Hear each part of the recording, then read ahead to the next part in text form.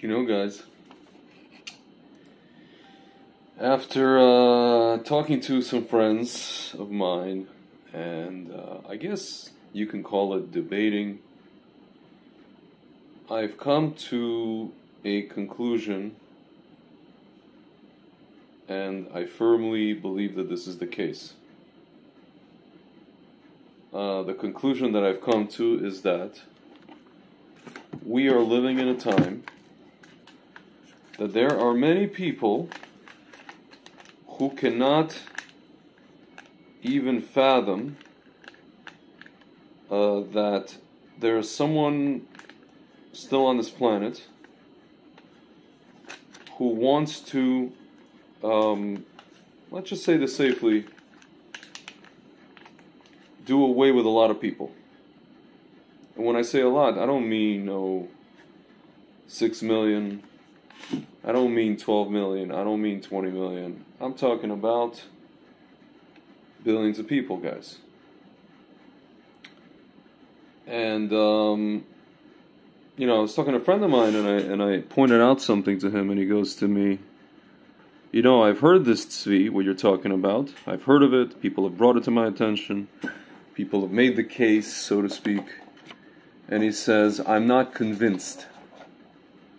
And then he went up further to say, if somebody wanted to, he goes, what you're saying doesn't really pan out, because if somebody really wanted to do that, why don't they just, I don't know, do something to the water supply, or, I don't know, just, has v'shalom, like, release some kind of gas into the air, right?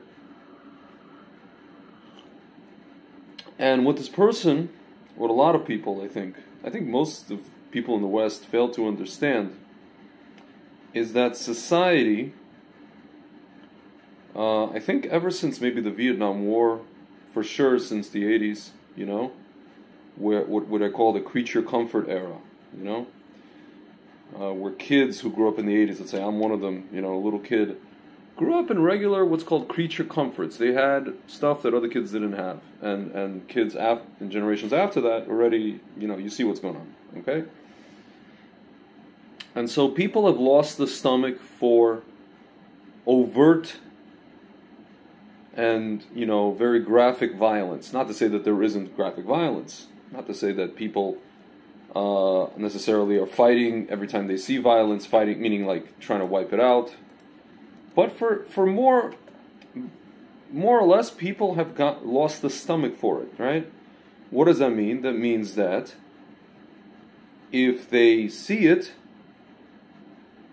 they're going to do whatever they can to put a stop to it, or it's going to be at least shocking to them. Meaning, if someone were to try what my friend is talking about, you're talking about, putting something in people's water or whatever it is, as soon as we see that X, Y, and Z amount of people, has v'shalom, something happens to them as a result of such a situation, I'm pretty sure we would believe our lying eyes after about, if 1 million or 2 million or however many millions of people just and I'm not talking about guys even across 3 months where we need like some anecdotal situation somewhere, we need like verification. I'm talking about something so obvious that we're forced to stop it, right?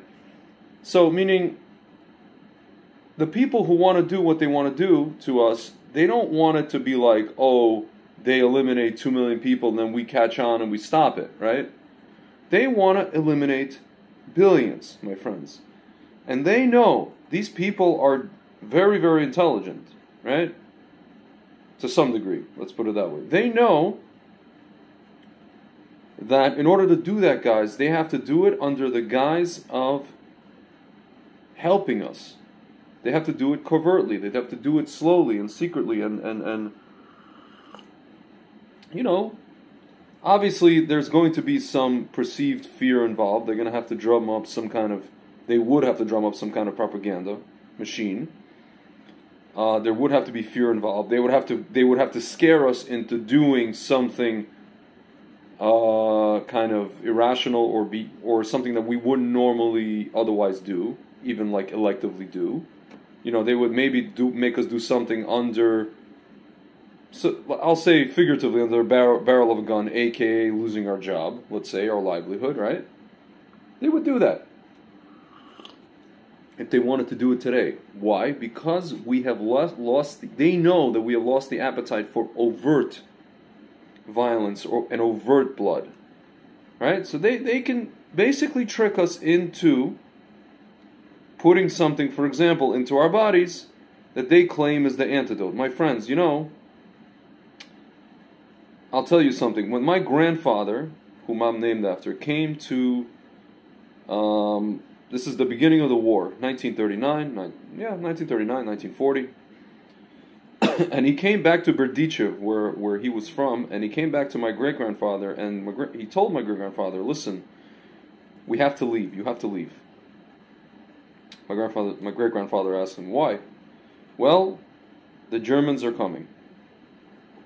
Hitler's coming. And you know what my great-grandfather told him? He told him, okay, the Germans are coming. Whoop-de-doo. He said, the Germans helped us in World War I. They're our friends. They saved us from the Ukrainians, the Cossacks, the Russians, whoever it was, the local, whomever. So my friends, for my great-grandfather, the enemy was the disease that he could see, right? Rather, the enemy was the disease that he could see, he thought the antidote was the quote-unquote disease that was coming. He thought that Hitler was the antidote to his enemy, my friends.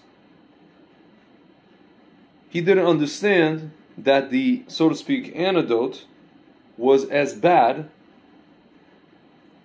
as the disease. They were both two sides of the same coin, right? Now, my friends, we come and tell people, the stuff that, I guess, these entities or whomever are pushing on us isn't good for you. There are issues, sometimes you could see it immediately, like with some of these soccer players, right? You could see it immediately. And my same, friends say, well, that's anecdotal. It's like hundreds of guys somewhere, And I said, listen, man,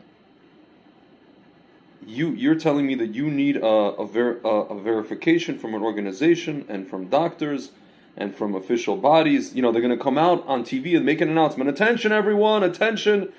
The healthiest people in society have all plots on the fields all over Europe, and therefore that is a barometer for us to stop this whole thing. My friends, are they going to do that? What, are they stupid? Of course they're not going to do that. Not only are they not going to do that, they're not even going to mention this. Yeah, the media will report something. They won't attribute it to anything. My friends, today I was watching a guy, tennis player, he didn't plot, he had to stop. He had, issues, right? He couldn't breathe. You think this is the first guy I saw like this? And he just walked, Georgian guy from Republic of Georgia. He was Gabashvili, something Blaziashvili, I forget his name. In Sydney. Guys, this is happening, and I'll tell you something. My friends are saying, well, that happens all the time in sports. I said, it doesn't happen every single day for 3 months span. My friends, this has been happening since August.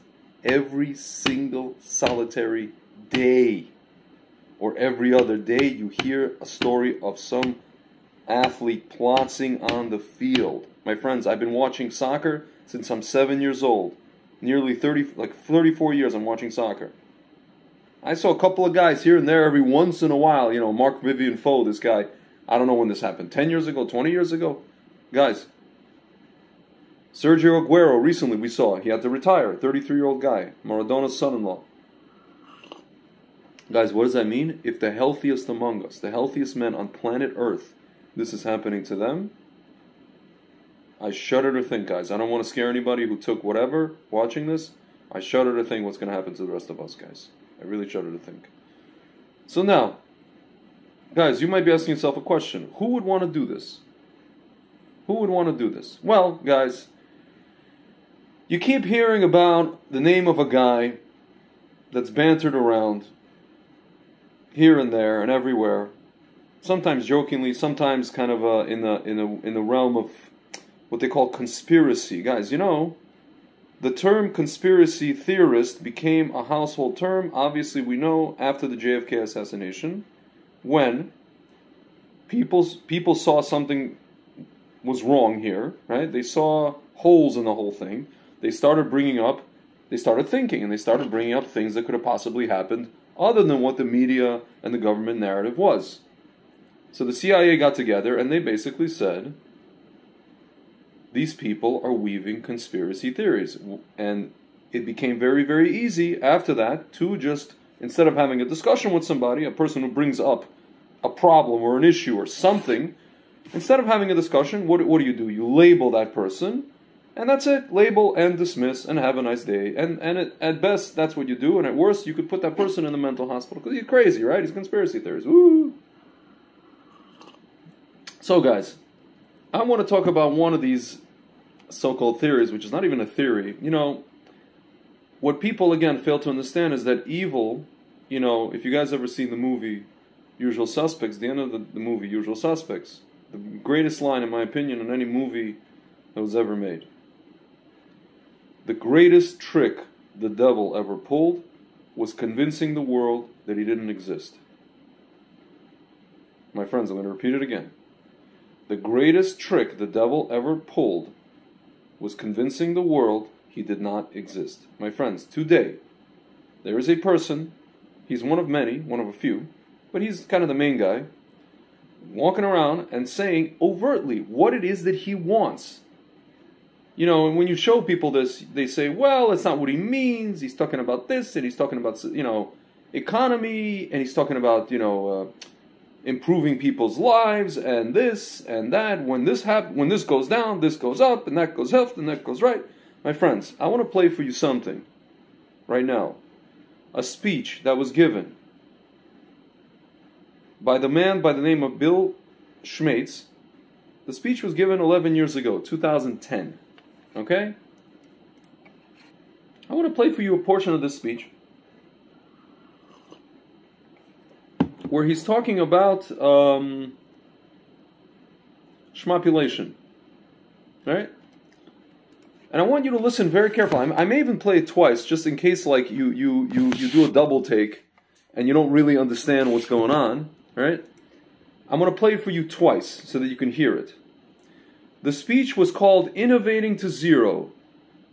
And the question is, what does he want to make zero? What does he want to become out of all the things in the world? What does he want zero to become? Or what does he want to become zero in this particular case? Okay.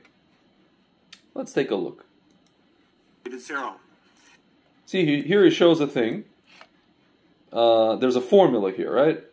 CO2, carbon, equals P times S times E times C. Okay, let's take a look at what he's talking about over here. Okay? Okay. This equation has four factors, a little bit of multiplication. So you've got a thing on the left, CO2, that you want to get to zero. And that's going to be based on the number of people, the services each person's using on average, the energy on average for each service, and the CO2 being put out per unit of energy.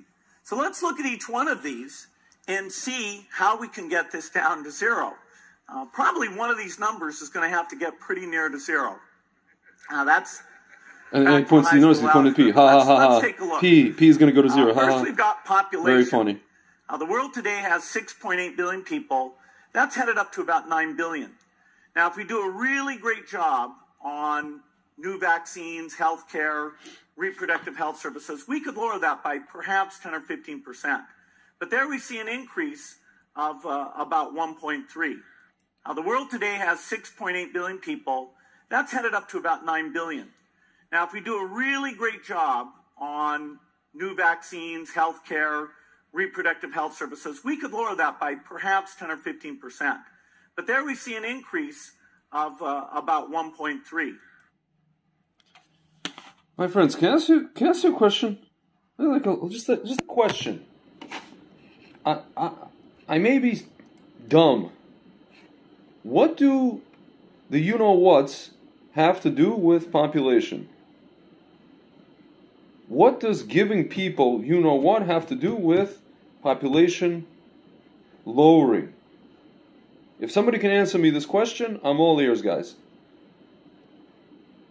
let's listen to another thing that this guy said. Here you go.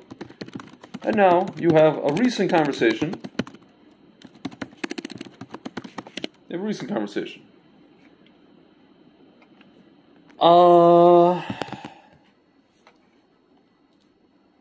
This is a discussion between him and Schmanderson Schmooper of ShmiaNen, talking about Social Security, right? Let's listen. Let's take a listen, guys. Again, guys, as we know, Social Security is going to be, they told us that it's going to be running out, right? Here you go.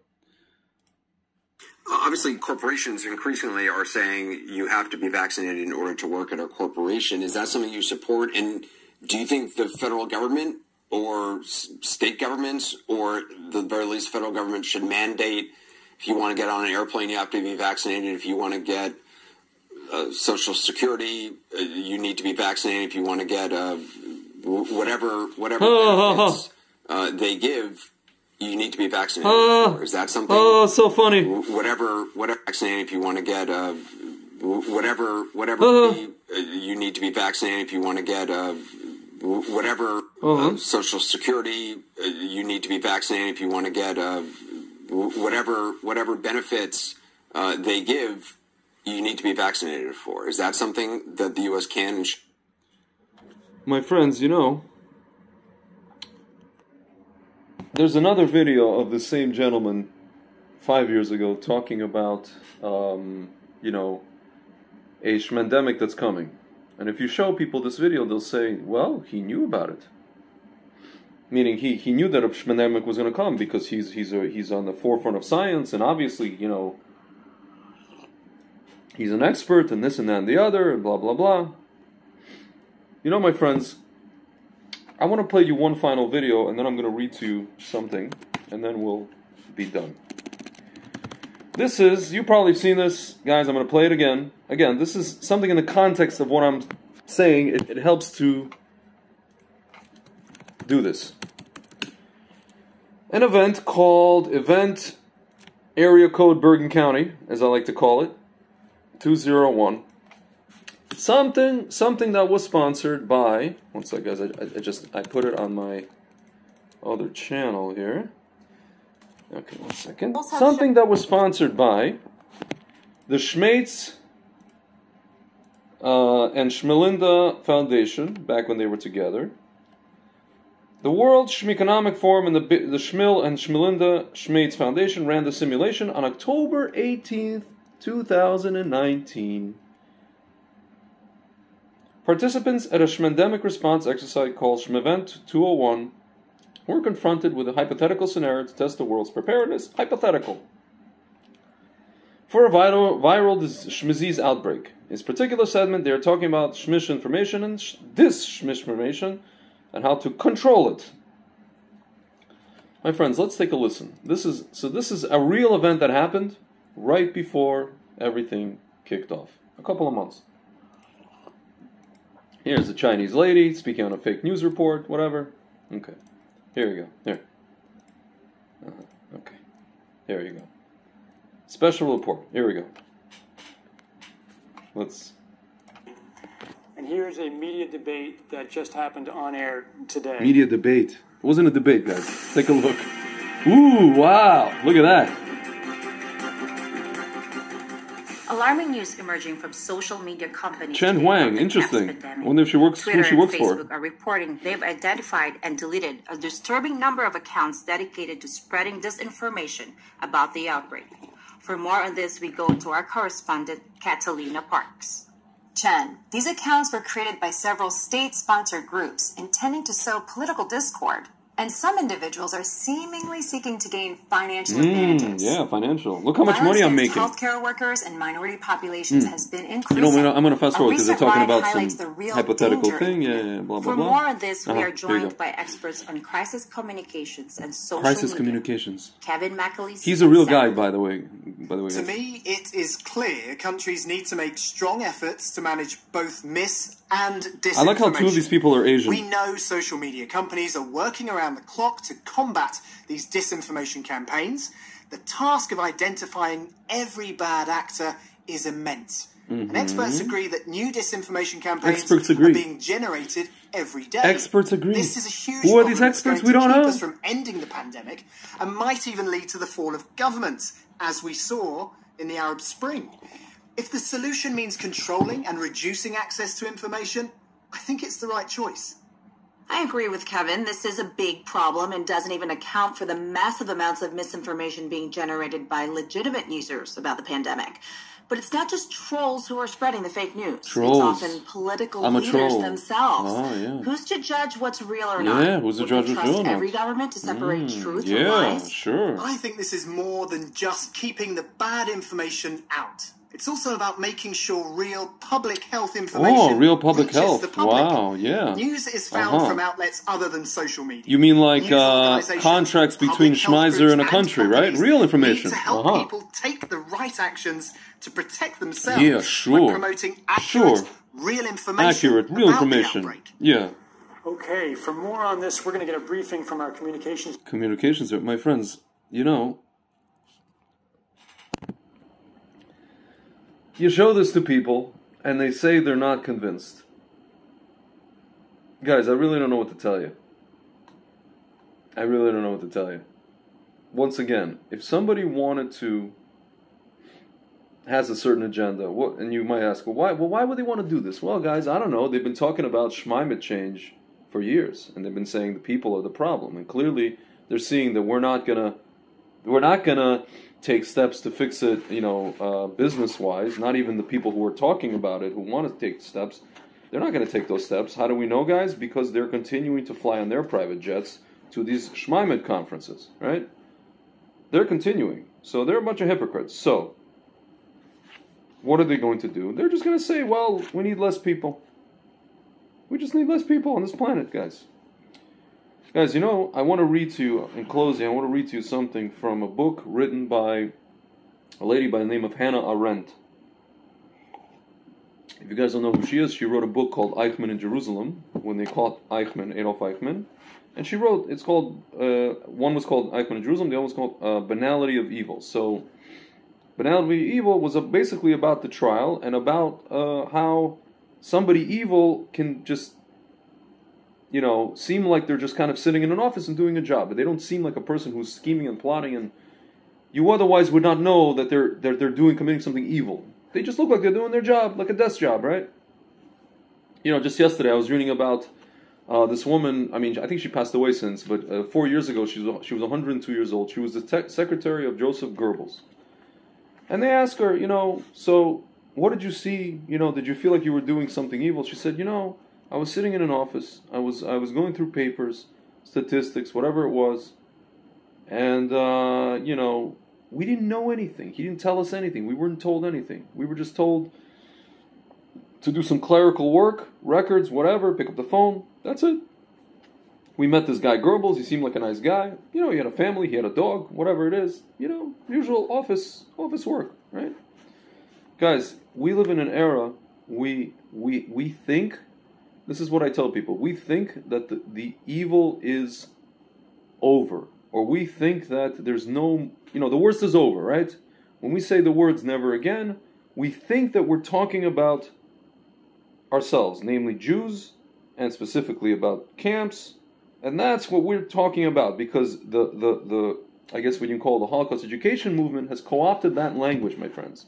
My friends, never again doesn't mean never again against only Jews and and in camps. It means never again will this happen to anybody, to any group of people, or just to humanity. That is what we're talking about here, guys. So I want to read to you, this is from a book by Hannah Arendt called The Origins of Totalitarianism. Here she talks about how people who want to do evil will first announce, will first prophesize what is coming, and then, after they have done it, I'll just read it to you and you'll understand. The propaganda effect of infallibility, the striking success of posing as a mere interpreting agent of predictable forces, has encouraged in totalitarian dictators the habit of announcing their political intentions in the form of prophecy. My friends, the guy who gets up there and talks about, we're going to see something in 5 years that, we don't know, and we have to be prepared for it, and this and that and the other, and everybody thinks that he's so knowledgeable because he's on the forefront of science, and he funds science, and he has an in, so he knows exactly, approximately when, he's running AI simulations, and his AI simulations told him that in 5 years, he gave the speech in 2015, so in 2020 there's going to be something. He knows, he knew, right? My friends, so here it goes. The most famous example is Schmittler's announcement to the German Reichstag in January 1939.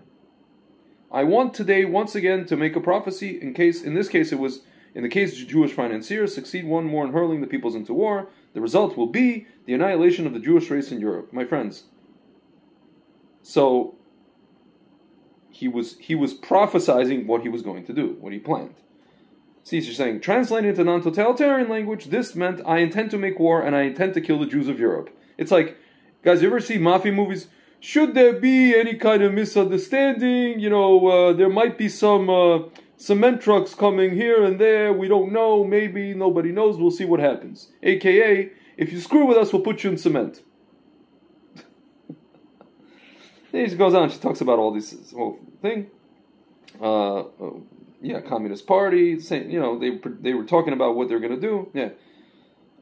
Here. Similarly, Stalin, in the great speech before the Central Committee of the Communist Party in 1930, in which he prepared the physical liquidation of intra-party right and left deviationists, described them as representative of dying classes. So they're going to die anyway. See, this definition not only gave the argument its specific sharpness, but also announced in totalitarian style the physical destruction of those dying out. They're dying out anyway, right? Had just been prophesized. In both instances, the same objective is accomplished. The liquidation is fitted into a historical process in which man only does or suffers what, according to immutable laws, is bound to happen anyway. Guys, we're bound to have a shmendemic. We're bound to have a situation where we don't, have a solution. We're bound to have, and then we're going to schmaccinate, and then, this is bound to happen. People are bound to plots from hard stuff. And, you're going to have some people, they even tell us, they're going to have some people with schmite effects, even though it's more schmite effects in the past, 10 months, than all schmite effects combined from every previous schmeck scene from the previous, 30 years. Guys. Okay? As soon as the execution of the victims has been carried out, the prophecy becomes a retrospective alibi. He told us, he gave speeches and TED Talks, he told us this is going to be. He knew, right?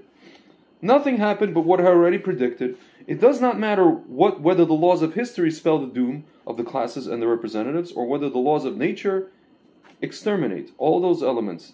In this case, it was democracies, Jews, Eastern subhumans, people who didn't take the, in our case, or the incurably sick, high-risk people, they were going to die anyway, right? That are not fit to live anyway. Incidentally, Schmittler too spoke of dying classes that ought to be eliminated without much ado. This method, like other totalitarian propaganda methods, is foolproof only after the movements have seized power. My friends, if these people seize absolute power, they're going to say, well, we told you. And people, okay, and they'll go along with it. Then all debate about the truth, or falsity of a totalitarian dictator's prediction is as weird as arguing with a potential murderer about whether his future victim is dead or alive, since by killing the person in question, the murderer can promptly provide proof of the correctness of his statement. You understand? The only valid argument under such conditions is promptly to rescue the person whose death is predicted. Before mass leaders seize the power to fit reality to their lies, their propaganda is marked by its extreme contempt for facts as such, for in their opinion, fact depends entirely on the power of the man who can fabricate it. My friends, Baruch Hashem, this week, I don't know if you've been noticing, this whole thing is falling apart. It's falling apart in the Supreme Court, it's falling apart in the media. Baruch Hashem, this thing turned into something that's almost basically endemic. People who have taken stuff 3 times see that they like Shmupi Goldberg. I did everything correctly, what did I do wrong? And I still got the thing, what am I supposed to do? Right? And these people keep pushing their stuff, right? But guys, we now understand that the jig is up, right? We now understand the jig is up. So now the question is, okay, the jig is up, right? Now the question is, how do we go about holding the people that tried to pull this off responsible? because they did try to pull it off. And honestly, they didn't just try, they actually are still in the process of it, because, as a friend of mine said, you know, billions of people, 2 billion, I don't know how many billion, let's see, how many...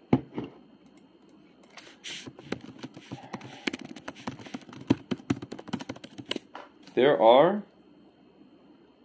let's see, worldwide, there are, oh my goodness, 4 billion people that are considered fully, you know what, 50% of the world population.